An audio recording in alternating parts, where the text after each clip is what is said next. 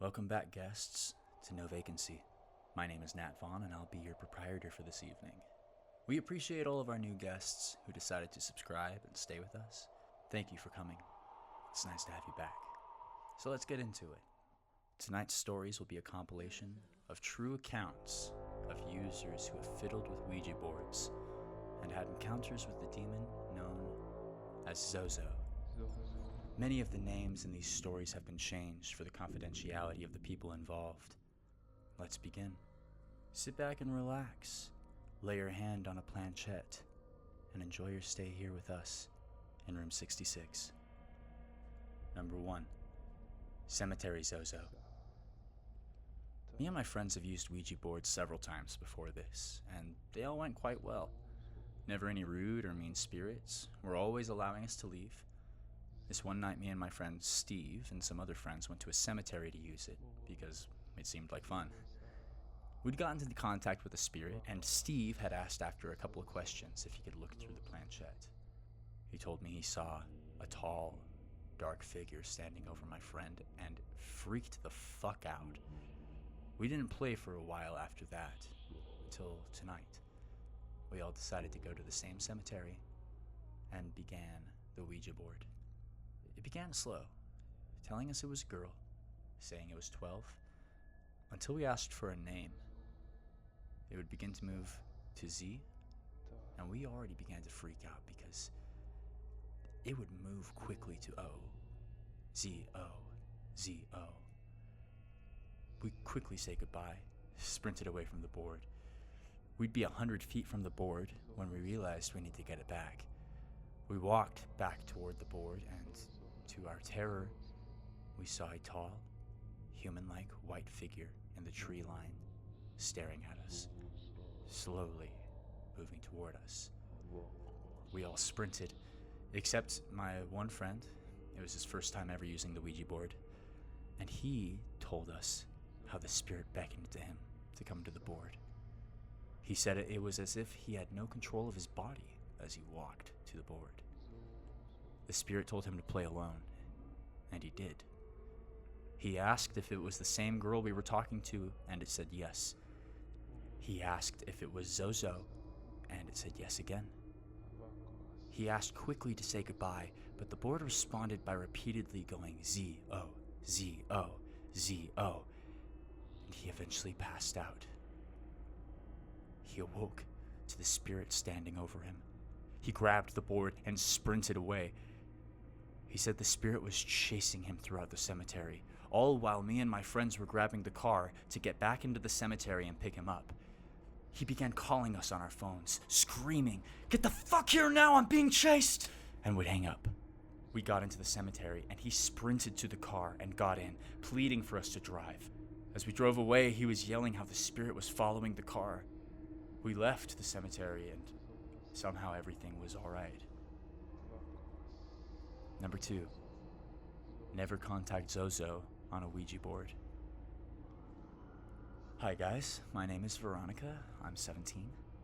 I've lived in the same house for 9 years now with my parents and my brother, but I'm not sure I ever want to sleep here again. I'm so scared. Let me explain. Last Thursday, my parents were out of town, so my older brother was staying with me. He's 19. My friend of many years came over to my house, Lead. Lead and I have been very close ever since I met her in the 4th grade. She decided it would be a fun idea to bring a Ouija board over to my already creepy house. My house is a 280-plus-year-old Victorian. Believe me, it's beautiful, but my God, is it creepy. Late that night, we decided to play the Ouija board. We thought it would be a funny way to pass the time and maybe take a creepy fake video of it. We were so goddamn wrong. We lit a couple of candles that I found laying around my house and set down the box of matches about a foot away from the board. We put our hands on the planchette, the piece that moves, and asked, "Are there any spirits here with us? We would love to talk." It started moving. The planchette wasn't moving too fast, but it was a steady pace. It started moving in a figure 8-like motion. "Okay, what is your name?" Lead asked the board. It quickly started moving from Z to O to Z to O. It would do this over and over. It didn't stop until I said, "Zozo?" The planchette stopped moving for a long 5 seconds, and then slowly inched its way to yes. Oh, did I forget to mention that we thought it would be a fun idea to do this in the basement? The basement is basically just cement walls and floor, dirt and boxes everywhere. We didn't know who Zozo was, so Lead asked, "Are you a good or bad spirit?" The planchette just circled yes. I jokingly asked, "What are you, a demon or something?" and laughed, until the planchette circled yes again. The smile on my face quickly faded away. My breathing got really heavy. It felt like someone had put a pile of bricks on my chest. "Are all demons bad?" Lead asked, with a paranoid and shaky voice. It circled yes again. At this point, we were all terrified. I stupidly asked, "Are some worse than others?" And it circled yes, sadly. "Are you worse than others?" asked Lead. The planchette didn't move for probably 10 seconds, but it felt like forever. It then circled yes one more time, and one of our candles blew out. Lead screamed, and I said, "Don't take your hands off! We can't leave this thing without closing it." But she yelled, "Fuck that! Let's go!" and stood up. She grabbed my arm and pulled me up the stairs, then slammed the door behind us. Ever since that night, crazy things have been happening. I keep seeing things, and I'm getting sleep paralysis now. I also keep having these nightmares where I see this dark figure in my room, wearing a hat. It's always really tall, pretty thin, and it always has the same fucking hat. It's kind of like a weird farmer's hat, you know? The ones that old people wear. But I can't really see what it looks like because it's just a black figure. I'll keep you guys posted if anything happens. Number 3, new Ouija board. This story is going to make me sound crazy, but here goes. Before this incident, I had never used a Ouija board before in my life. Growing up, I had an aunt who would dabble with Ouija boards in the paranormal, and my mom always advised me to never touch one. One day, my partner decided it would be fun to buy a Ouija board and use it with a few friends. I wouldn't say we were complete skeptics, but I don't think any of us were really expecting anything wild to happen. We went on the internet and looked up how to safely use one and planned out kind of what type of questions we should ask. So we run to the Toys R Us and we pick up a Hasbro Ouija board. We didn't really want to use it at our house, so we gathered up a couple of friends and drove to a state park a few towns over. We start to head up the hiking trail and find a good spot to lay the board down. We begin going through the motions of asking if there was a spirit who would like to communicate, etc., etc. The planchette moved with ease. It's a really strange, powerful feeling when it glides across the board. The planchette it came with was a thick hunk of plastic, and there was quite a bit of friction when trying to intentionally move it on the board. We were a bit stunned, but that damn thing sure was working. We asked the spirit if it was a good spirit. Of course, the planchette moved over to no. We then asked if it meant to do us harm.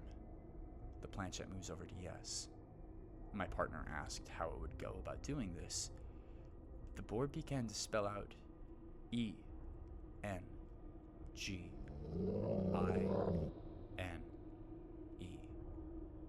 We see a couple of hikers coming up in our general direction and carelessly put the board away without properly saying goodbye.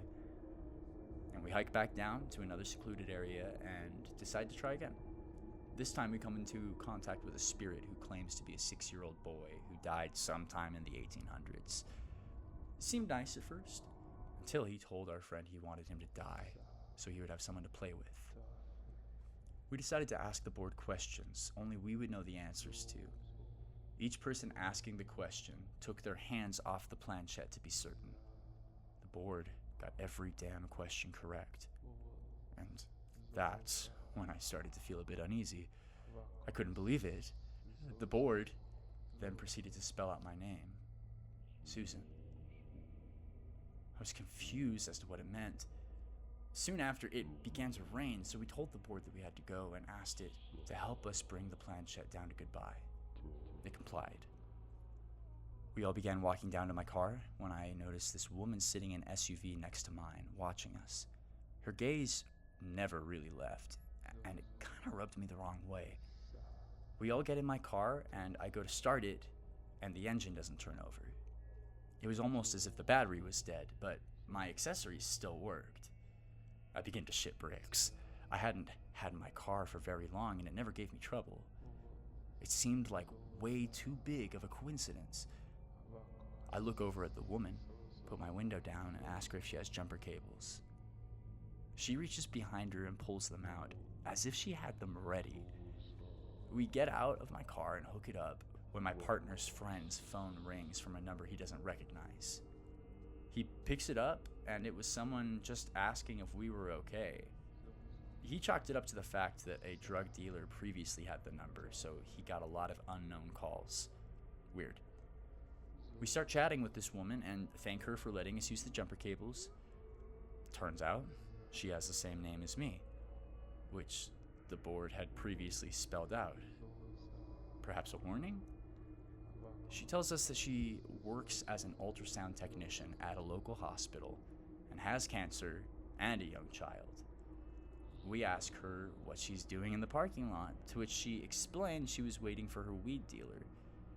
Medical marijuana is legal in my state, so I was a bit perplexed, but didn't think anything of it.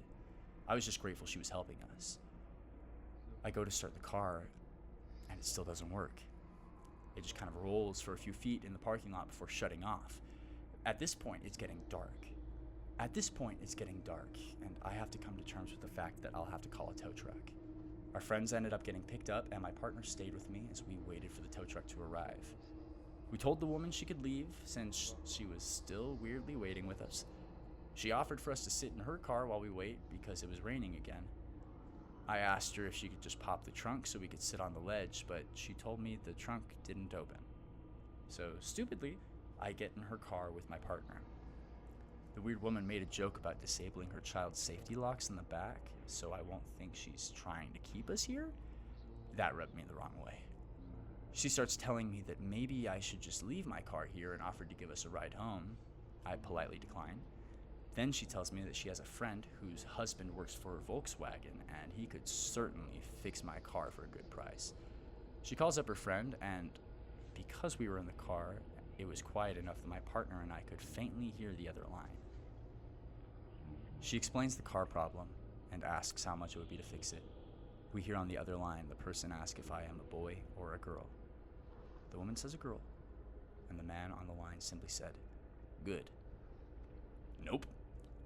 We get out of the car and tell her the tow truck should be here soon and thanks for her help. We gave her the Ouija board and told her she should keep it because we didn't want it anymore. I still wonder what she did with it.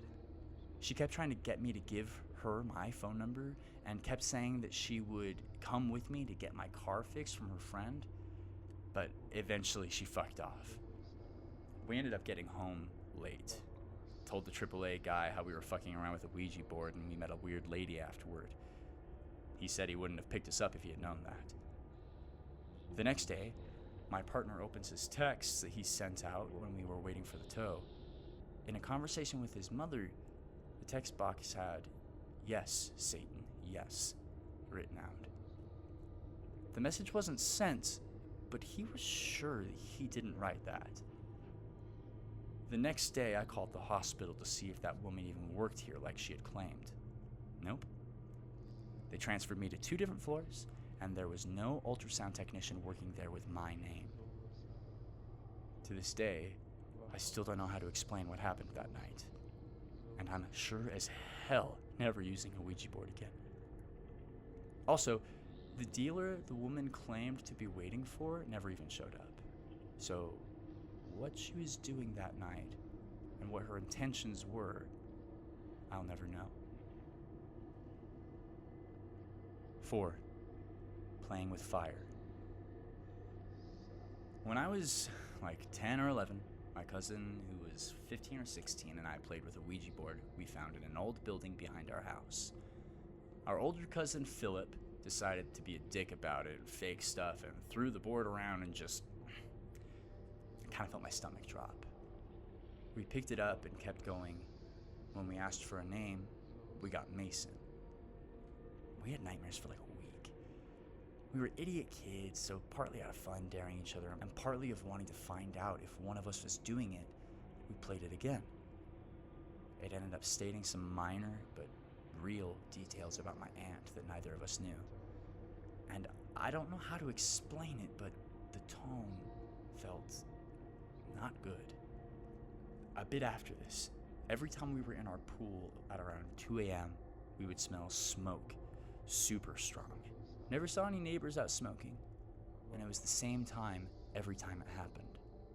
Weird, generally felt menacing, but nothing crazy happened. Before my latest move, I moved into that house for a few months to save money.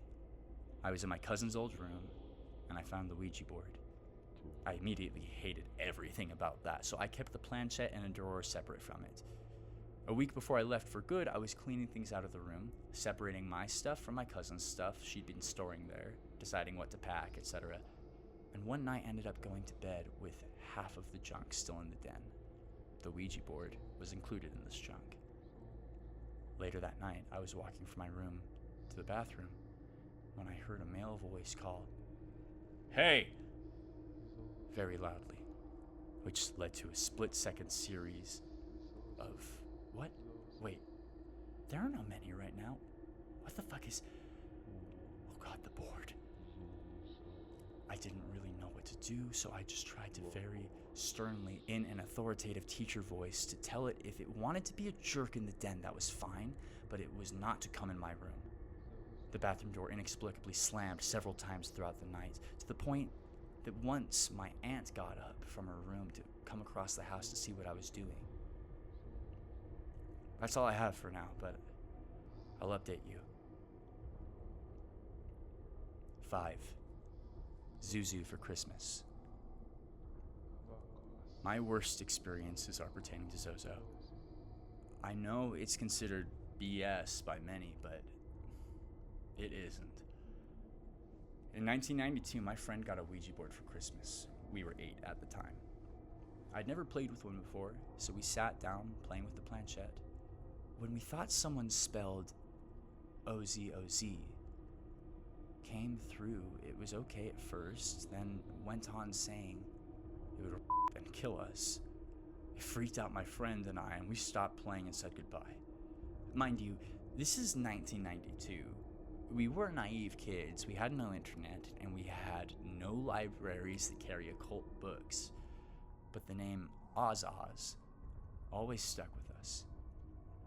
I went on assuming she was pushing it, despite what it said was definitely not in her character for an 8-year-old who was seemingly a normal kid, no mental problems or anything.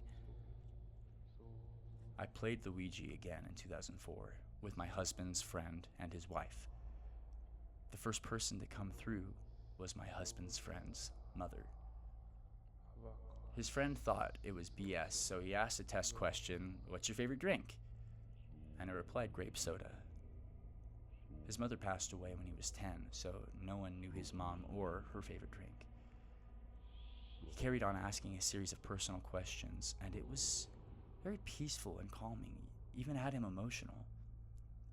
Then it says things like, "afraid," and it turned creepy and dark, saying it was going to kill his wife, and then Oz started spelling out on the planchette until it became erratic.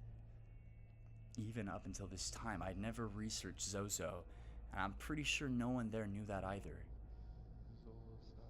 I think it was a good year or so later when I found out ZoZo was actually something people encounter on Ouija boards. So, unbeknownst to the two groups of us. 6. An angry demon. Okay, this is my experience. It's a super long story that happened mainly over a week or so, with a prelude to the whole thing beginning a few months before everything crazy went down. So apologies for the long read. It's worth it though. My friends still often bring it up, and to this day, My hands and feet get clammy just talking about it. My first experience with the Ouija board was at a friend of a friend's house. I was there with my best friend and her boyfriend at the time. My best friend, Jessa, had grown up in this house, which was notoriously haunted. The woman who lived there would wake up with scratches on her back. They would routinely see the ghost of a little boy. Crazy shit all the time. Anyway, Jessa's childhood friend moved in there when the family moved out. We were there for the housewarming party. Jessa's friend had a board. Jessa and I were both pretty spiritual, and neither of us wanted to touch it. Nothing was happening, so Chuck convinced us to do it, saying we were witchy. As soon as we touched it, the cursor started moving. At first it was saying it was a little boy. Jessa and I looked at each other like, oh fuck. Both of us knowing about the little boy in the house. Suddenly, Chuck was like, oh man, did you guys feel that? We all felt it. The air became thick, like hard to breathe. He described exactly what I felt. It was almost like the air was a thick fog or a mist, but it was still dry. The board started spelling things out like slut, fuck her, cheater, bitch, fuck you, he fucked her. The cursor was moving more rapidly with each word. Finally, Jessa was like, okay, stop. And the cursor stopped dead in its tracks. It stopped too abruptly that my hand slipped off. When I touched it again, it slowly dragged to the bottom part of the board, ending on goodbye. Months later, I was crashing at my friend's place, K and J. They had a basement apartment, and I was crashing on their couch. The guys invited over some girls I didn't know, and they wanted to try using a Ouija board. I didn't want to touch it, but it wasn't working, so I finally gave in and decided to try it. As soon as I touched it, the pointer started to move. I was touching the pointer with my friend Kay. The cursor was moving really slowly, so as a game, I said, move faster, and it started moving quickly. I kept saying, faster, and eventually, it was moving so fast, my friend touching the cursor was saying, this isn't funny, as if I was moving. I said I wasn't moving it, and he freaked out, releasing the board, and the pointer went shooting across the room. At that point, we were all pretty convinced it was real. One of the girls wanted to see more, so we grabbed the cursor and started again. When the board starts to ask to speak to a girl named Haley, the board begins to spell family, father, and then proceeds to spell her dad's name. She starts freaking out. The board says it's sorry about her dad, that her dad is a drug addict and her mother is a drunk. It says that she has to leave her house because her dad is angry. Haley starts crying and freaking out. The board says goodbye. We get back to the apartment and Haley is still crying. She tells us that her dad is a coke dealer and her mom is drunk all the time. Her home life is awful, and her dad would frequently get drunk and coked up and hit her. She was only like 16 or 17 at the time. Kay and Jay say that she can stay at their place too. Interestingly, months later, Haley's mom dropped her off at the apartment complex, and she told Haley that her great-grandfather helped build the place. She said he lived there his whole life and died there. After that night, I started reading about Ouija boards. A couple nights later, I went to visit a friend and her boyfriend at his place, which was walking distance to my apartment. I told them about the whole thing. He says he wants to try it too. Reluctantly, Jessa and I agree. Keeping in mind we all had been drinking whiskey, and yes, I know this altogether is an awful idea. The cursor starts spelling out trees, broken glass. Suddenly it starts getting violent, spelling out fuck her teeth. Jessa and I tell it to stop and we say goodbye. The cursor drags to goodbye and we put the board away. Suddenly Chuck is like, oh shit, dude, you're not walking home. He then explains his interpretation of what the board was saying. On my walk to my friend's place, like I said, they lived in a basement apartment. So instead of walking through the halls, we just go to the living room window and climb in. To get to the window, we would cut through a back clearing where all the trees were tall all over. He's convinced that there are bad guys in there on that night, and that if I walked home, I would get raped, hence the fuck her teeth shit. Needless to say, after that visual, I stayed over. The next morning when I walked through the clearing, there were broken glass bottles all over the place, and my friends said they had heard people drinking out there all night. Anyway, I moved out, and Haley and I became friends. Kay brought the board over as a housewarming gift. One day, my cousin came over to my apartment with her boyfriend at the time. Her boyfriend notices the board in a corner.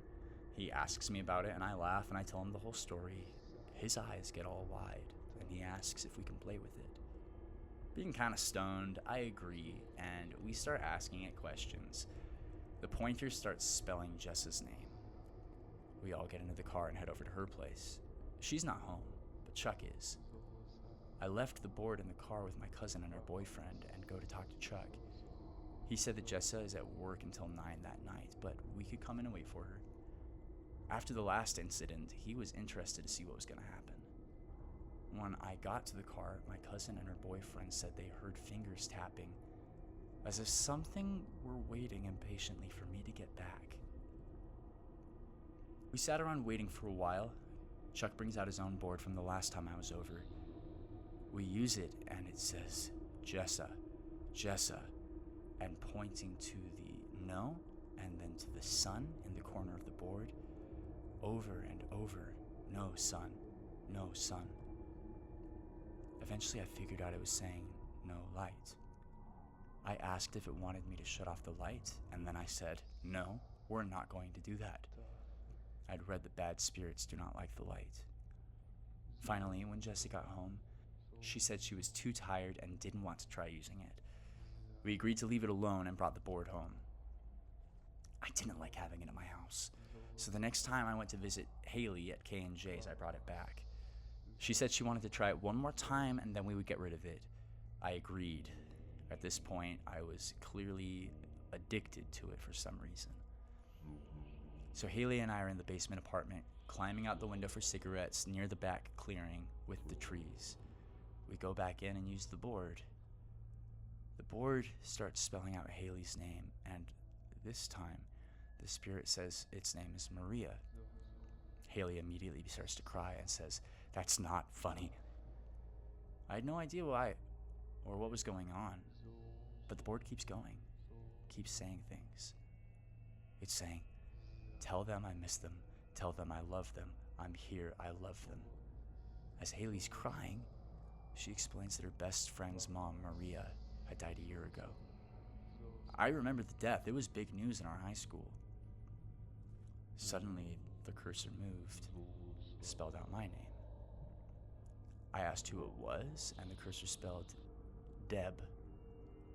I read that bad spirits cannot spell their name because they don't have one. If a spirit can spell a name, that it's usually a good one. I ask how I know her, and she says she's my spirit guide. Haley says, "How do we know you're real?"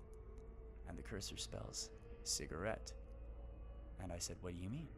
And it says window. We look at each other and our hearts sink. I'm like, she knows we smoke outside. I said, "How will we know?" And she said, "Trees." And I'm like, fuck that. But Haley says we have to do it. So we're smoking outside.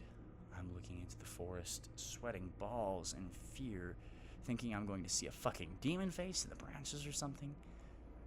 Eventually we relax, but then Haley, mid-sentence, her face drops and goes white, and she's like, fuck, get inside now. I fucking toss my cigarette and jump in the window. We close the blinds and we're breathing super heavy. I'm like, what the fuck happened? She said that behind me in the distance, there was this big ass, like 100-foot tree. There's no wind. I remember this because I was watching my cigarette smoke go directly up, and I was blowing perfect O's without them disappearing. She says the tree was still, and suddenly the whole tree, including the trunk, started to move back and forth, and then went back to perfectly still. I was like, hell no. And after a while of freaking out, sat back at the board. When we put our fingers on it, it said, "Did you see?" We were fucking freaked out. It was spelling, "It's okay, I love you, it's okay, don't be scared." Finally, it asked to speak to only me, and for Haley to go away. Haley jokingly said, "Oh, you don't like me?" And the board said, "Don't be sad." This story closes pretty weak because in my mind nothing really came of it. When I tried to use the board on my own, nothing happened. I couldn't move it without the help of Haley, and my spirit guide couldn't communicate with me. I like to think it was real, and my spirit guide Deb was trying to get me off the board. As I said, we had talked about it a lot, and we were using it quite a bit. Sometimes I wonder what Deb wanted to tell me. Anyway, that's it. I still haven't touched one to this day, but I do have a slight obsession with making Ouija boards as art. 7. My true experience with ZoZo. I've had a few experiences with the Ouija board. I'll tell you one of them. My fiance at the time and I were sitting on my bed with an old board that a friend had found on the side of the road. We asked who was with us, and it said, Mo.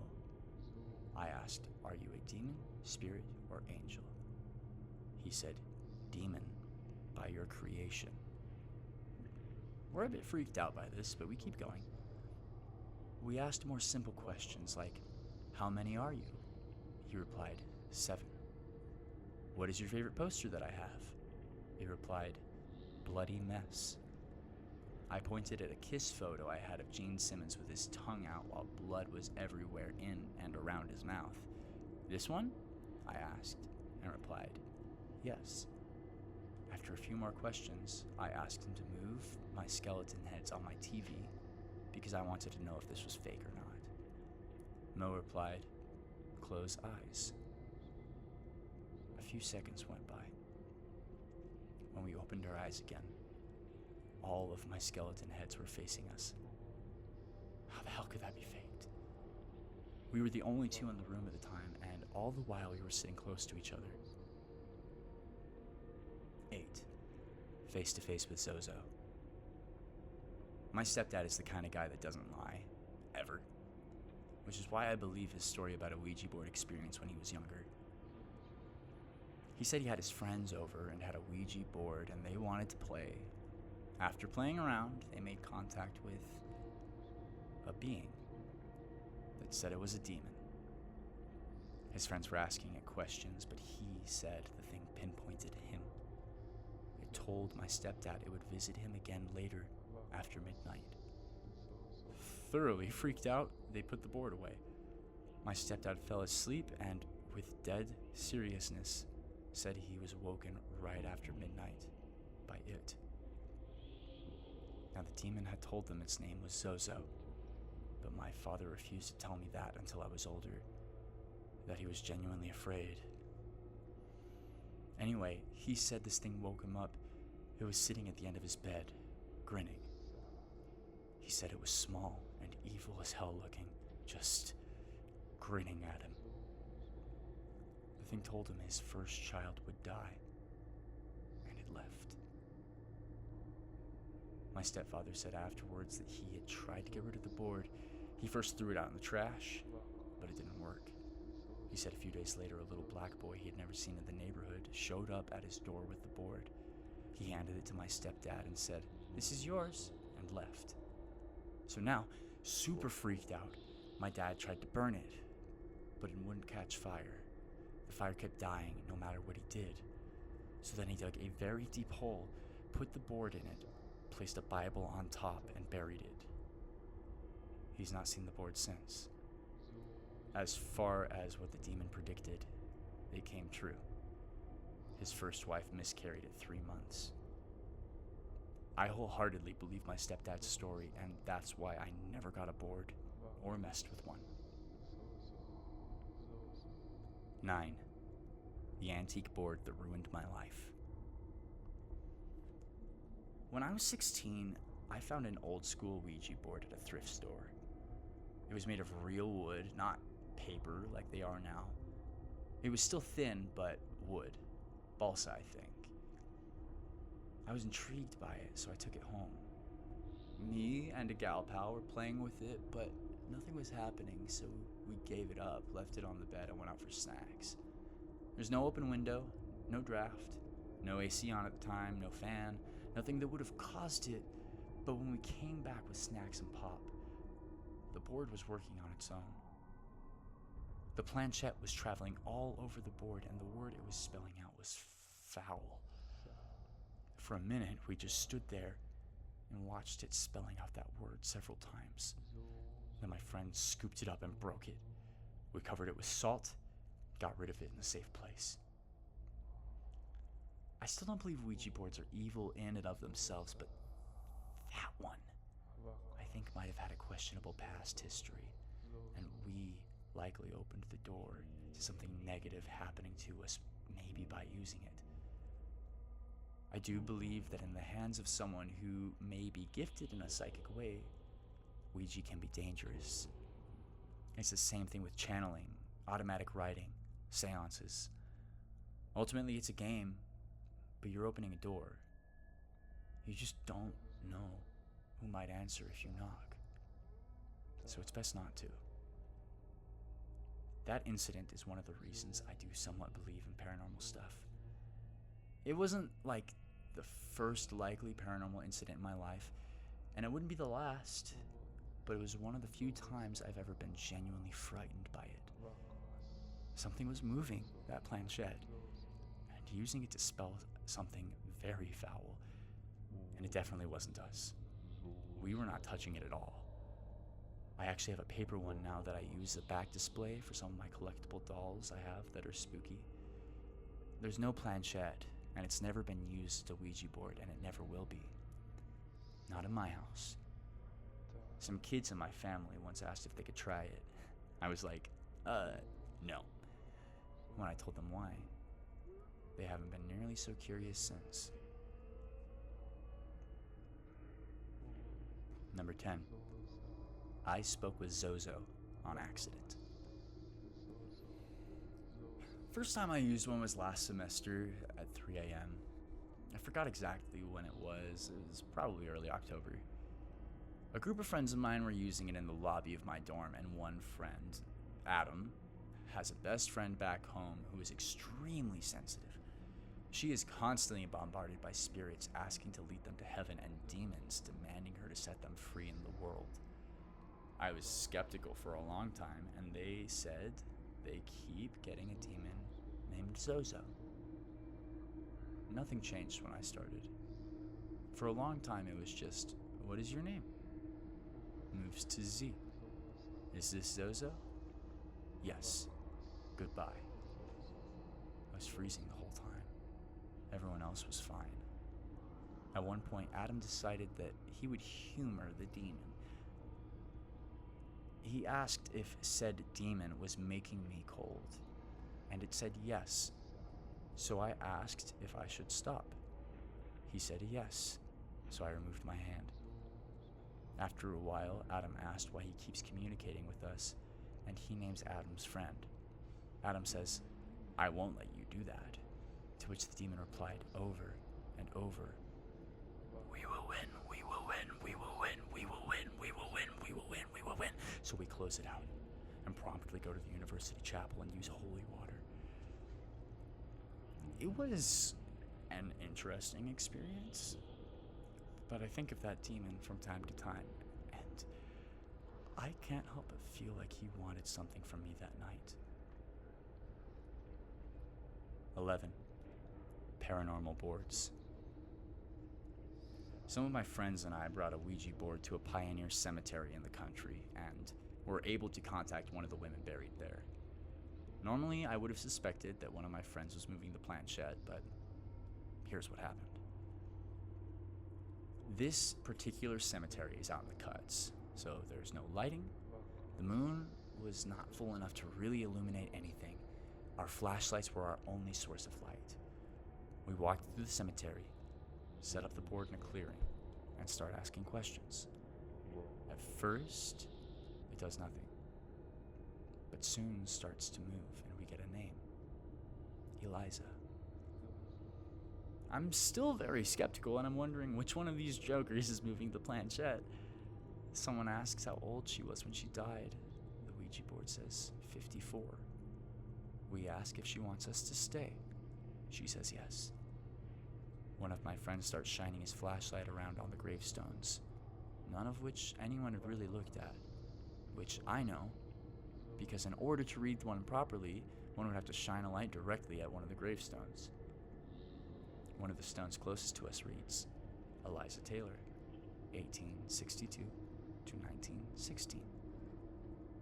Needless to say, we freak the fuck out and hightail it out of there. A few days later, I Googled the cemetery and find that some people have reported seeing some lady in a period dress beckoning them over to the grave of the woman who we think contacted us. Creepy as hell, and I will never touch a board again after that. Number 12. I don't say the Z name anymore. Two good friends of mine who live in a state over decided to come visit me on a whim. We brought some good time supplies, and one night, really late, we'd all sobered up and found ourselves with nothing to do. One of my friends, Alex, and I had already messed with the Ouija board before on a few occasions. We both know a lot about them and managed to rally up the hopes of our respective boyfriends. Let's get scared. Let's freak ourselves out. Neither of the men were true believers, so we figured, why not? Something to do. So we made a Ouija board. Nobody ever tells you that playing with a Ouija board is good, safe, or a fun thing to do. Ever. Prior to this night, I did actually think they were fun, but quickly, I understood why so many people had warned me of the board. For the first 10 or 15 minutes, it was mostly us asking questions to empty air. Then Alex suggested we turn off the lights. We lit candles, turned the radio onto white noise, and let the room get dark. That's when things started to get weird. The planchette, before we could even ask if there was something there, quickly moved to hello. To which I asked, "Who are you?" The static noise from the radio stopped. It was dead silent. The planchette then spelled out very quickly, ZoZo. I can't remember specifically all of the questions that we asked, but I remember some of the answers. It told us to get help. And when we asked for whom, it spelled out white cat. That's my big kitty, Sly Pooper. And the next day he was limping with a hurt rear leg. He was fine the day before. I didn't know what happened. When we asked ZoZo to give us a sign of his presence, he spelled out stop. Around that time, we started to hear weird screeching noises coming from the radio, but we figured it was just interference and turned it off. Then half of the things on top of my fridge fell to the floor. A bag of bananas, container of garlic cloves, a glass dish, bag of onions, crashed onto the floor in a big heap, and before I could even react, half of the candles blew out too. We acknowledged ZoZo out loud and thanked him. I've lived in that apartment for 10 months, and I've never seen anything like that happen. I was freaked out. It was getting real. We decided to ask ZoZo to leave. He told us no. We told him to leave. The planchette kept going back from hello to no. It did this 7 or 8 times. 2 of my friends took their fingers off the planchette. They were scared. My boyfriend and I were the only ones with fingers on it. I was the designated medium, but out of nowhere, my boyfriend demanded ZoZo to leave because he was not welcome in our home.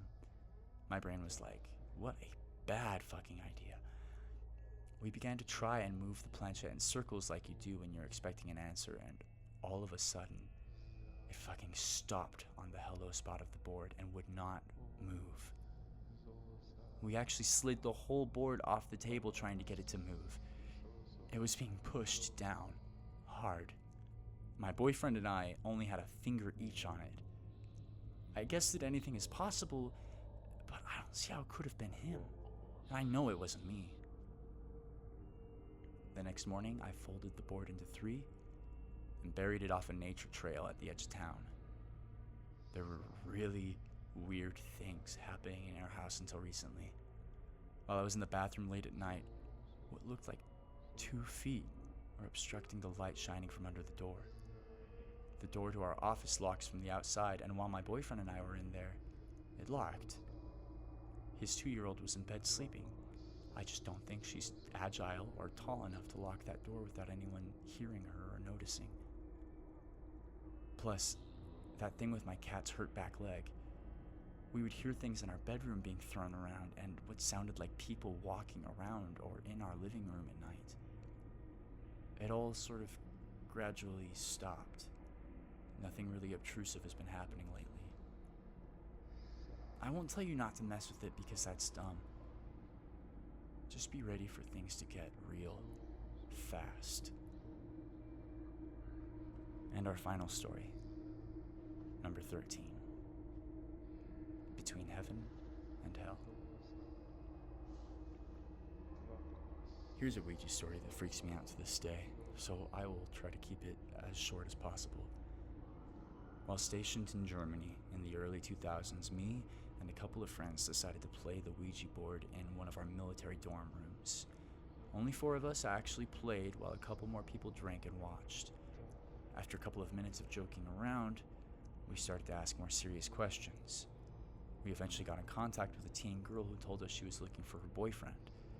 She said that they were driving back from a Grateful Dead concert when they crashed their car and died. She hasn't seen him since. The road they crashed on was one we all knew well. It connected 2 Air Force bases and was pretty curvy and dangerous.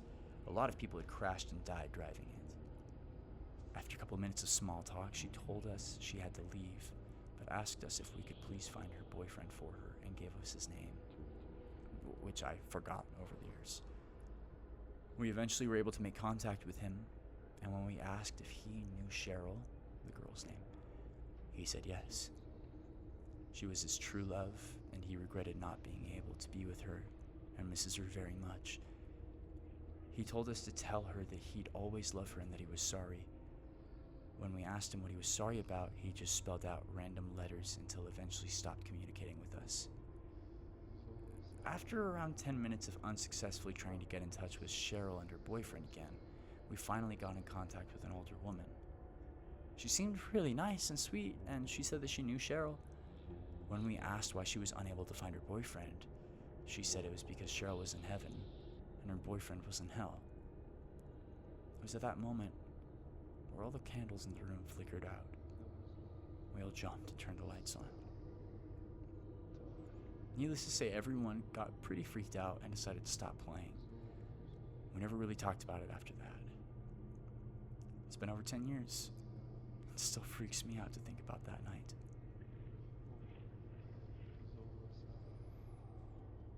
Our stories draw to a close. The spirits lay to rest. Planchette shifts to goodbye. Thank you for joining us here in room 66. We hope to see you for another uneasy night.